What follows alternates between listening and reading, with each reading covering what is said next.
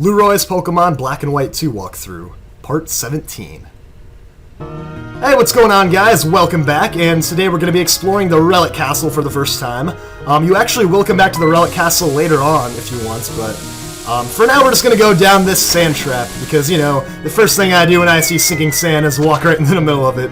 So yeah, then you fall down to this basement area, and thank God there are stairs that bring us back, otherwise you would be trapped forever. But yeah, there's this one dude down here who I guess doesn't even realize the stairs are there.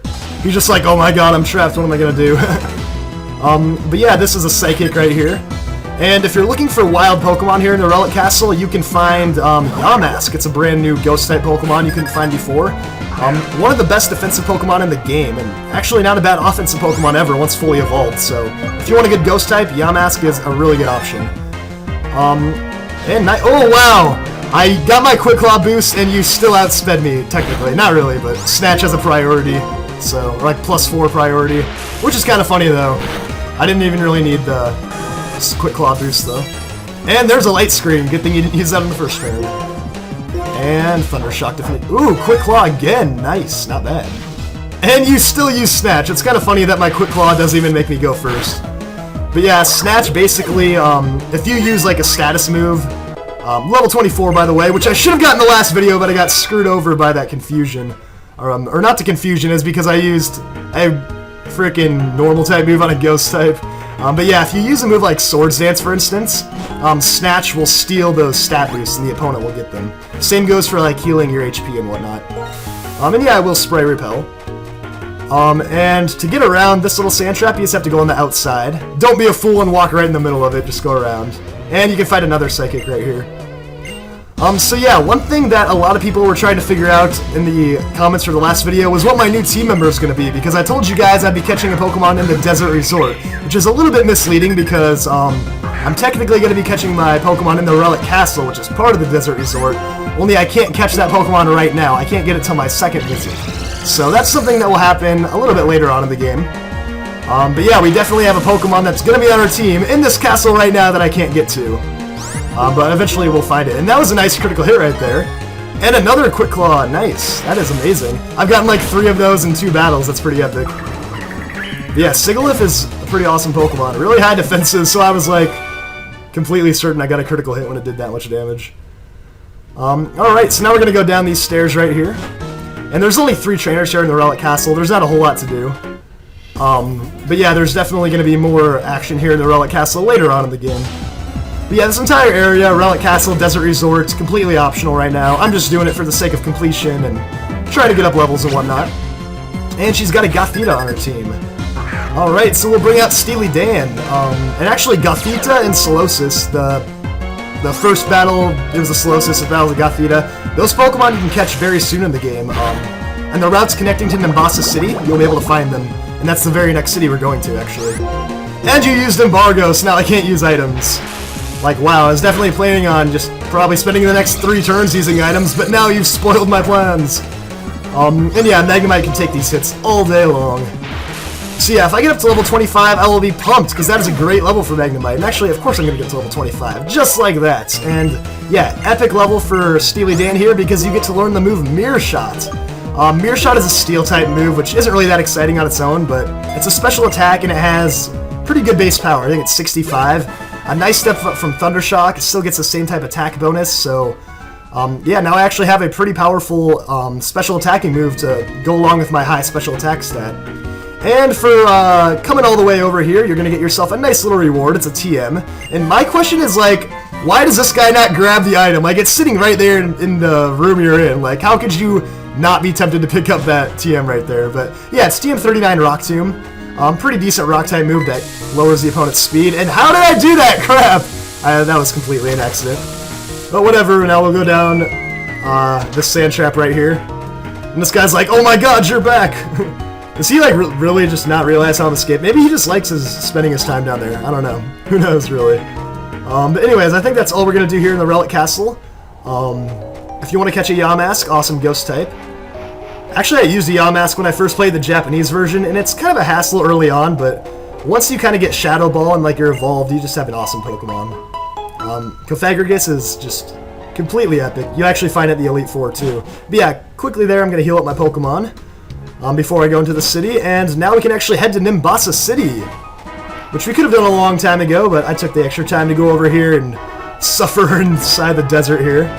But yeah, now we're finally getting out. I mean, I just love how you leave the desert resort to the other side of the desert and it's just like nicer. Like seriously, they take like the worst sandstorm they can find, they're like, this looks like a spot for a vacation resort. Anyways, I'm gonna come down here really quickly just to show you guys. I think I didn't mention this before, but this trainer right here, as in the trainer that I'm smashing my bike into right now, you can actually fight this trainer as many times as you want.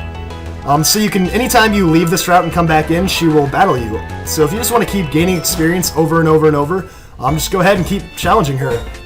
Now anyways, what we have right here is a completely new addition to Black and White 2. Instead of your standard gate to go into Nimbasa City, you're going to have what's called Join Avenue, which is kind of like a little mall type area. And this guy is in charge of things around here, and yeah, he's the owner of Join Avenue.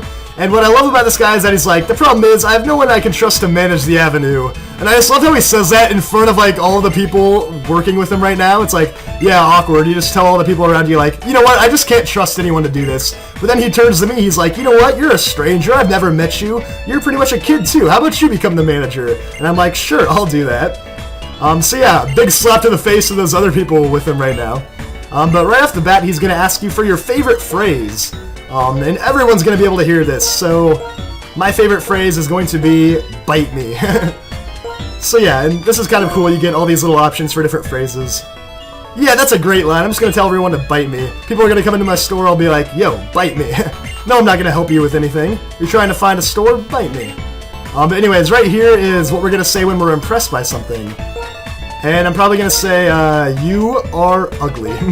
So if anyone does anything impressive, I'll just be like, yeah, but you're ugly still. But yeah, you can have some fun with this, make some creative responses. I still can't get over the fact that I just walked in here and became the manager. So yeah, it looks like we're suited to take this place over. And everyone else is gonna leave. Yeah, all of you unqualified peasants, get out of here. I'm the manager around these parts, just listen to what I say. Alright, so now these people are going to come up and they're going to say, how should we address you? Well, obviously you should address me as master, because I am your master, and you will bow down to me and do everything I say. Yeah, you're all just a bunch of scrubs. This is my turf now. I'm taking this place over. Yes, master. Alright, so we are the new managers of Join Avenue. Now, this is a cool little feature to the game. Basically, you can hire people to start up little stores over here, little shops. And, yeah, you can just get tons of people all over the place with their shops set up. You can get customers and everything. And right here, this guy's name is Janice. He's like, amazing, is this the new Join Avenue? It's like, yeah, where do you think you are, buddy? But you know what? I'm gonna invite you to, let your dreams come true so that you can, you know, sell some of your beautiful flowers. So yeah, actually, everyone in here either has a J or an A for their name, since it's Join Avenue. But yeah, now Janice is gonna be able to sell his flowers all day long. So let's go check up on his shop here. How you doing? Yeah, he's calling me master too. You know what? I don't want any of your crap. You have horrible products. You should be fired immediately. But you should still call me master. Actually, let's say, how are you? Ooh, your current rank is 1. Wow, you're the most popular store on Join Avenue. Too bad you've never had a customer. You know what? You're also last place. So see you.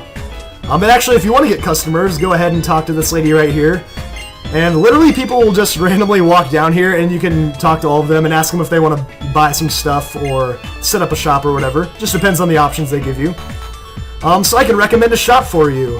Or I can just be like, you know what, his flowers suck, like right in front of him. And honestly, I love how she comes up, or he, she, whoever this is, comes up and is like, yo, any shops I can buy some stuff from? It's like, yeah, there's literally one right next to you.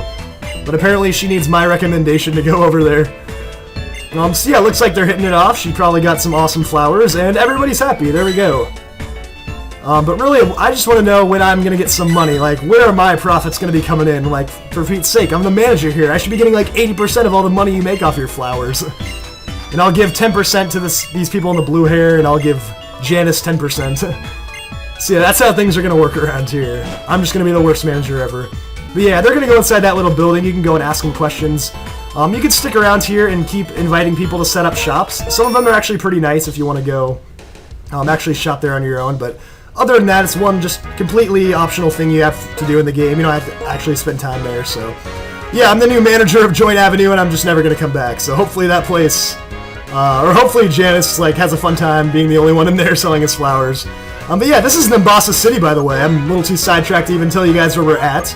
And right when you get into Nimbasa City, you're going to see some commotion outside of the... whatever this building is right here. The gear station, that's what it is. But yeah, I just switched up Duat to the front, by the way, because we're about to have a battle with this person. And she'll actually say, or she'll actually let you say yes or no if you're ready to battle, but it's going to be a double battle. You're actually going to team up with the female character in the game, and if you have the female character, you'll team up with the male character. And they're going to have one of the starter Pokemon that you have a typing advantage against. So the one that your rival did not take. So yeah, right off the bat, you can battle the subway bosses, Ingo and Enitz, I guess is what their names are. I don't know if Ingo is the correct way to pronounce it, but whatever. Anyways, they have Girder and Boldore on their team, so actually a decently tough battle. You know, these guys aren't pushovers. I mean, they're like the leaders in the subway, right? But yeah, Peanut should be able to take care of things pretty easily here. And Pignite should also do a good job. Yeah, there we go, Arm Thrust. I was actually a little worried because I used Water Pulse on Boldore, and it has that sturdy ability, which would have made it live, but good to know we're on the same page here. So yeah, Boulder goes down. And you know what? Girder and Boldore are pretty much the exact same thing as Machoke and Graveler. I mean, it's a fighting type and a rock type that has 2 evolutions, and they need to be traded to be fully evolved. Like, it's almost an exact replica. And I just got dominated by that wake-up slap. Like, holy crap, that could have taken me out of hibernation, man. Like, honestly, that's what I need in the morning to go to class. I need a Girder just sitting there, getting ready to wake me up. Like, no more alarm clocks. Let's just have Girder wake up, slap us all in the morning. That's how we're going to start getting out of bed. But yeah, Razor Shell. Hopefully we'll finish this off. And a critical hit. Yeah, critical hit for the win. How about that? So there we go. We defeated both the subway bosses. Not bad at all. And they actually just have some funky clothes on. I actually love right when they both come out at the beginning, there's like butts are touching each other. It's pretty funny. But anyways, I guess that's it for that battle. Bravo! The combination is fantastic. Truly fantastic. Anyways, though, that's really the only thing we're going to do here in Nimbasa City in this episode. We do have a gym here. There's a ton of places to check out, so we definitely have our hands full right now. And you're actually going to get a little reward for defeating them. Rose is going to give you the Versus Recorder as a token of her appreciation. Like, how about that? We just help her out in one battle, then she just gives us the Versus Recorder. I love when people just give me ultra rare items that are one of a kind. But yeah, that's that. So she's going to head in, and that's going to be it for everything in this episode. So next time we'll be checking out some stuff in Nimbasa City, and I might just have a special surprise for you guys, as in a new Pokemon that I'm going to be catching on one of the connecting routes. And hopefully I'll have it at the start of the next video. So with that said, thanks for watching everybody, and leave a comment, let me know what Pokemon you think I'm going to catch. I'll see you guys all next time.